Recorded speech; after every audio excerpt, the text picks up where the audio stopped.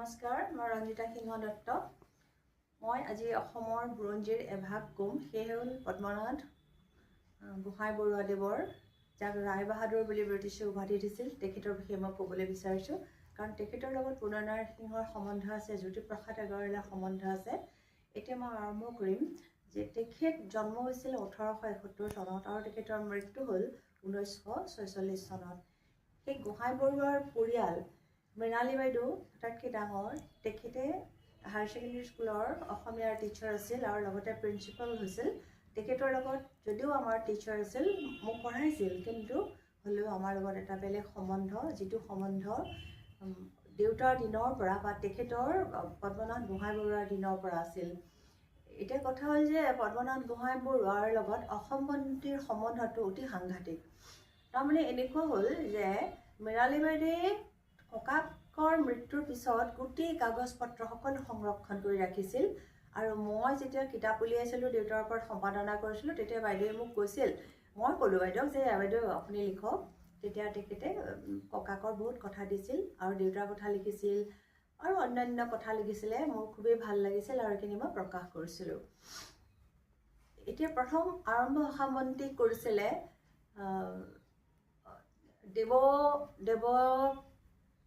জয়দেৱ শৰ্মা আৰু বিশিষ্ট কেইজনমান ব্যক্তি। তাৰ লগত আছিলে মথুৰা মোহন বৰুৱা। তেখেতে সম্পাদনাৰ কাম কৰিছিল। তেখেতসকলে কি কৰিলে, প্ৰেছটোৰ নাম দিলে আসাম চেণ্ট্ৰেল প্ৰেছ। এনেকৈ নাম দি পেলাই তেখেতসকলে আসাম বন্তি উলিয়াবলৈ আৰম্ভ কৰিলে। কিন্তু এটা কথা হ'ল যে আৰম্ভ কৰিছিলে হয়, কিন্তু তেখেতসকলে ভালকৈ উলিয়াব নোৱাৰিলে। নোৱাৰাৰ কাৰণে পদ্মনাথ গোহাঁই বৰুৱাদেৱে কি কৰিলে, গোটেই যন্ত্ৰৰ মানে মেচিন টেচিন যিমান আছিল, নিজৰ ঘৰলৈ লৈ আহিলে। তেখেতে আসাম বন্তিক নিজে উলিয়াম বুলি ল'লে। তাৰপিছত এইটো হৈছিলে 1903 চনত। এতিয়া ঘৰলৈ লৈ আহিলে, লৈ আহি পেলাই তেখেতে নবীন প্ৰবীণ যিমান সাংবাদিক আছে সকলোৰে লিখনি প্ৰকাশ কৰিলে। নবীন প্ৰবীণ বিভিন্ন লেখকৰ লিখনি প্ৰকাশ কৰিছিল আৰু লগে লগে অসম চৰকাৰ তেতিয়া ব্ৰিটিছ আছিল, ব্ৰিটিছক অনুৰোধ কৰি এনেকুৱা কৰিছিলে যাতে অসমীয়াসকলেহে যেন চাকৰি পায়, বাহিৰৰ মানুহক চাকৰি দিবলৈ মানা কৰিছিল। কিন্তু লগতে সেইটোৰ হেডিংছ আছিল এনেকুৱা, আসাম প্ৰৱসোৱা। সেইটো 1903 চনত প্ৰকাশ পাইছিল। এতিয়া এটা কথা হ'ল যে তেখেতে কিন্তু এটা কাম কৰিছিল, এই গোটেই কামখিনি তেখেতৰ নিজৰ খৰচত কৰিছিল। তেখেতে বেছি মানুহ লোৱা নাছিল, এজন কম্পজিটৰ, এজন প্ৰেছমেন মানে মেচিনমেন, আৰু তেনেকৈ চলাইছিল। মাজে মাজে দেউতাৰ এটা স্বভাৱ আছে যে দেউতাই কাম কৰি খুব ভাল পায়, আৰু সেইকাৰণে হৰকান্ত দাস এডভকেট, এতিয়া মানুহে চিনি নাপাব পাৰে, তেখেত আৰু দেউতা পদ্মনাথ গোহাঁই বৰুৱাৰ ঘৰলৈ গৈছিল।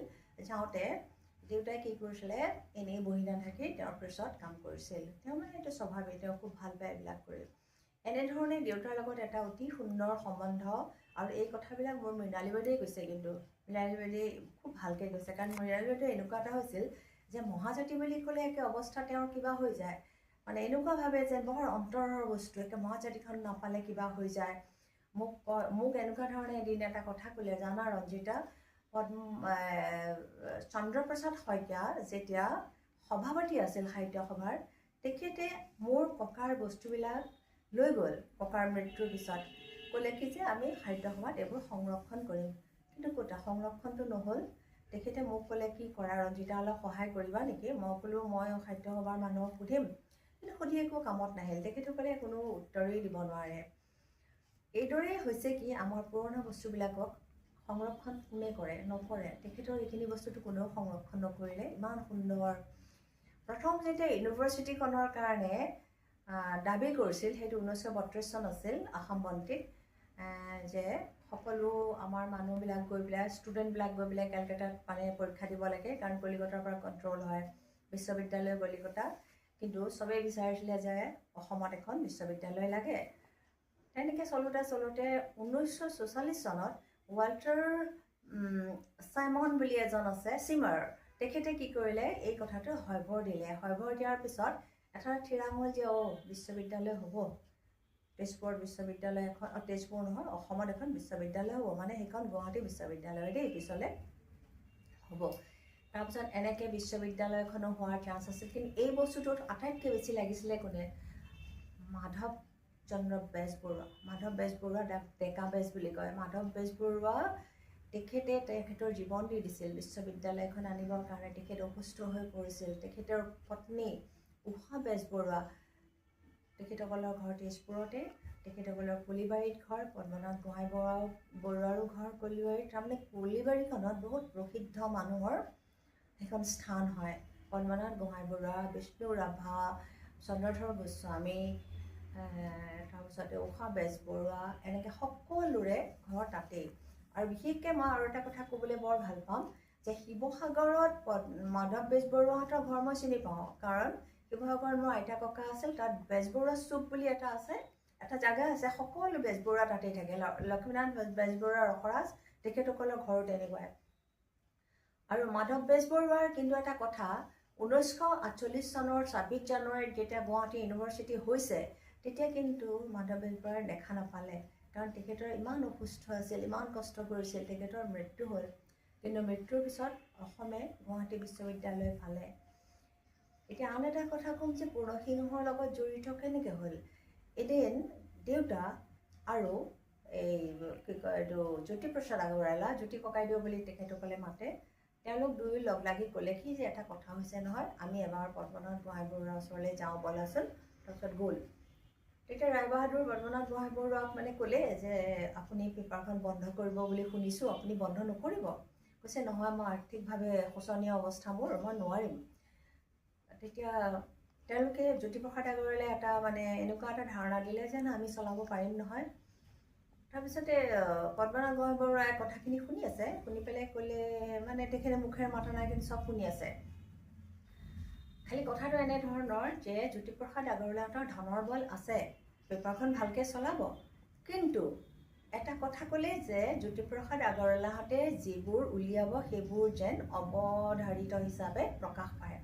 সেইটো কথাত পদ্মনাথ গোহাঁই বৰুৱাই মানে অলপ ভাল নাপালে, তেখেতে মুখেৰে একো উত্তৰ নিদিলে। মানে স্বাধীনতা হেৰাই যাব এনেকুৱা ধৰণৰ এটা বস্তু ওলাই গ'ল, তেখেতে এৰি দিলে, সেইকাৰণে মুখেৰে নামাতিলে একো।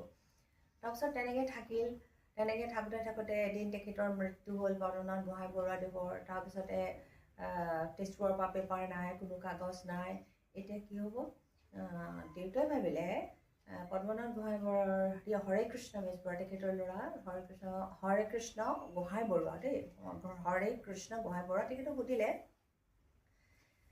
যে কি চৰ্ত হ'লে অসম বন্তিখন মোক চলাবলৈ দিব।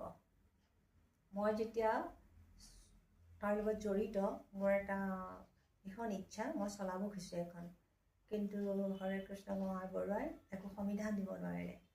তাৰপিছত নোৱাৰাৰ কাৰণে দেউতাই কি কৰিব, দেউতাহঁতৰ মনত দুখ আছিল যে তেজপুৰৰ পৰা এখন কাকত নোলায়। তাৰপিছত কিছু বছৰ গ'ল, যোৱাৰ পিছত দেউতাই ভাবিলে যে মইনো এখন কাগজ কিয় নোলিয়াওঁ। তাৰপিছত 1963 চনত তেখেতে কি কৰিলে, তেখেতৰ ওকালতিৰ যিসকল ক্লায়েণ্ট আছে সেইসকল থাকিবলৈ দূৰৰ পৰা অহা দুখীয়া মানুহবোৰ ক্লায়েণ্ট থাকিবলৈ যিটো ঘৰ বনাইছিল, সেই ঘৰটোকে তেখেতে কি কৰিলে, ফ্ৰিজ হিচাপে তৈয়াৰ কৰিবলৈ সাজু হ'ল। এতিয়া সাজু হওঁতে তেখেতে কি কৰিলে, সেই ঘৰটোক উত্তৰে দক্ষিণাকৈ দীঘলীয়াকৈ কিছুমান ঘৰ বনালে। উত্তৰলৈ বেছি যাব নোৱাৰিলে, অলপ পাৰিলে, কাৰণ মেইন ৰোড, অল্ড ট্ৰাং ৰোড। পূবলৈ কিছু বঢ়াই পেলাই প্ৰেছৰ কোৱাৰ্টাৰত মানুহ থাকিব পৰা ব্যৱস্থা কৰি দিলে। তেনেকৈ 1964 চনত মহাজাতি আৰম্ভ হ'ল, আৰু আৰম্ভ হৈ সাপ্তাহিক হিচাপে মহাজাতিখন চলিবলৈ আৰম্ভ কৰিলে। আৰু কিন্তু এটা কথা, লগে লগে কিন্তু আন দুখন ওলাইছে, এখন হিন্দী, আনখন নেফাৰ্ম টাইমছ ইংলিছ। হিন্দীখন বেছি চলিব নোৱাৰিলে, নেফাৰ্ম টাইমছ 3 বছৰমান চলিলে, কিন্তু দেউতাৰ সেই একে ওকালতি পইচাৰে চব চলাব লাগে। সেইকাৰণে দেউতাই পিছত দেখিলে যে এতিয়া আৰু মই এখনতে ধৰাই ভাল, সেইকাৰণে তেখেতে মহাজাতি আৰম্ভ কৰিলে। আৰু কি কৰিলে, 64 পৰা 64 চনত যেতিয়া মহাজাতি আৰম্ভ কৰিলে, 1972 চনত তেখেতে মহাজাতি প্ৰতিষ্ঠান বা মহাজাতি ছাৰ্ভিচ ট্ৰাষ্ট গঠন কৰিলে। গঠন কৰি কমিটি গঠন কৰিলে, আৰু কি কৰিলে, প্ৰেছৰ মেইন ঘৰটো তেওঁৰ পত্নী ভাগীৰথী সিংহৰ নামত দিলে। মাটি নহয় দেই, মাটি নহয়, মাটি ট্ৰাষ্টৰ নামত সেই মাটি।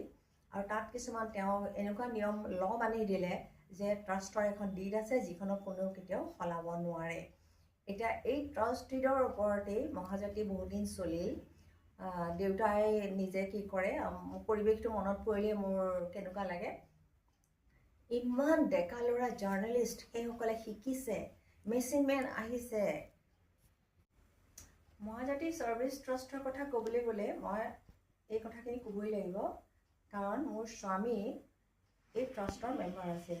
কাৰণ দেউতাৰ বন্ধু থানেশ্বৰ হাজৰিকা ঢুকোৱাৰ পিছত দেউতাই নিজৰ জোঁৱায়েক ডক্টৰ থানেশ্বৰ দত্তক তাত ছাৰ্ভিচৰ কি কয় ট্ৰাষ্টৰ মেম্বাৰ হিচাপে তেখেতক লৈছিল। কিন্তু এটা কথা হ'ল যে এতিয়া সেই কথাবিলাক সলনি হ'লেও মই মহাজাতিৰ ওপৰত কথাটো কৈ খুব ভাল পাম, কিয়নো এটা কথা হৈছে দেউতাই চকীখনত বহি লৈ পেলাই ওকালতি কৰিবলৈ গ'ল, ঘূৰি আহি পেলাই তেখেতে প্ৰেছৰ কাম সম্পাদনাটোতো তেখেতেতো সম্পাদিকাটোতো সদায় লিখে ন, সম্পাদনা তেওঁৱে কৰে। আৰু যিটো আচল কথা, যিটো তাৰ নাম হৈছে কি পলিটিকেল হিষ্ট্ৰী বুলি কয়, এইটো পলিটিকেল হিষ্ট্ৰী সম্পাদকীয় এইখিনি বস্তু দেউতাৰ ইমান সুন্দৰ যে সেইটোৱে এটা সুন্দৰ পৃথিৱীৰ বুৰঞ্জী বুজাব পৰা বস্তু। তেখেতে নিজে লিখিছিল আৰু অন্যান্যবিলাকে নিজৰ নিজৰ কাম কৰি আছিল। ৰাত কেতিয়াবা এনেকুৱা হয় কাৰেণ্ট নাথাকিলে কেতিয়াবা মাজৰাতিও কাম চলে, আৰু কেতিয়াবা দেউতাই এনেকুৱা কাম কৰে, তেওঁৰ নিউজটো বেছি পচন্দ নহ'ল, তেওঁ ক'ব কি প্ৰেছৰ মেচিন ৰখাই দিব, ৰখাই ক'ব যে নাই নতুনকৈ এইটো কম্প'জ কৰিব লাগিব, মই আৰু অলপ বেলেগ লিখিম। এনেধৰণৰ হৈছিল। মানুহবিলাকে জানিলে আজি আৰু ঘৰলৈ যোৱা নহ'ব।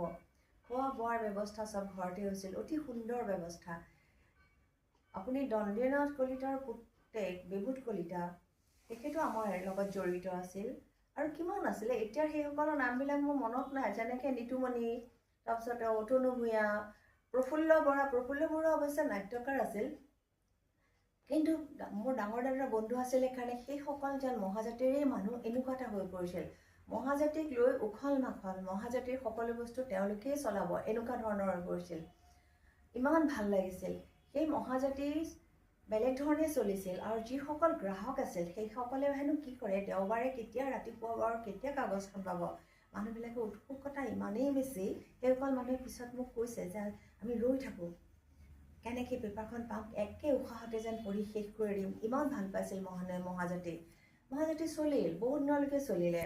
আৰু যেতিয়া ভাগীৰথী সিংহক দেউতাই তেওঁৰ পত্নীক ঘৰটোৰ এটা দায়িত্ব দি দিলে যে এই ঘৰটো তোমাৰ, পৃষ্ঠটো তোমাৰ, তুমি চলাবা, খোৱা বোৱা মানুহৰ সকলো তুমি চাবা। মায়ে ৰাতিপুৱা গধূলি ধূপ ধূনা চাকি জ্বলায়, দুপৰীয়া তেওঁলোকক চাহ দিয়াৰ ব্যৱস্থা মায়ে দায়িত্ব লয়।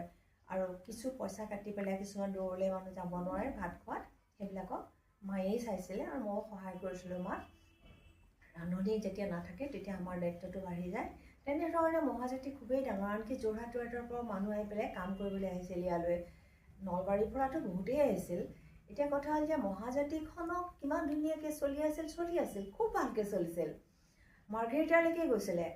কিন্তু এটা কথা হ'ল মা 2010 চনত 8 আগষ্টত মা ঢুকাইছে।